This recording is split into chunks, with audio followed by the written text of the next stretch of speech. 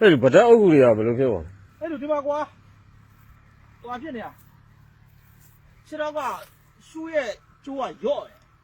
ကျွန်တော်ကရှူးကျိုးကိုခြီတာတော့မှကျွန်တော်ကဟိုဗရက်တွေအုပ်ကူမှကျွန်တော်ဒီကဟိုမှာအောက်ကဥစ္စာလေးတွေနင်းပြပါဒါခြီတာကျွန်တော်ဒီဘက်ကကျွန်တော်ကအမှတ်တရအနေနဲ့ဒါကျွန်တော်တရုတ်ပြဝဲလာတာအမှတ်တရအနေနဲ့ကျွန်တော်တို့ဒီရှမ်းပြည်နယ်မြောက်ပိုင်းမှာလဲကျွန်တော်ပလောင်တွေရဲ့နေရာကိုဒီကောင်နဲ့သွားနေတာဒီဦးနာတော့လဲကျွန်တော်ဒီဖက်နဲ့ပဲရှိလားအမှတ်တရကျွန်တော်ထပ်တက်အောင်မှာမိုးကုတ်လဲကျွန်တော်ဒီဖက်နဲ့ပဲသွားအောင်ပါကျွန်တော်မှအခြားဖက်နဲ့နေရှိတယ်မရှိဘူးဒီဖက်နဲ့ပဲရှိမှာအဲ့တော့မှကျိုးတွေတင်းလို့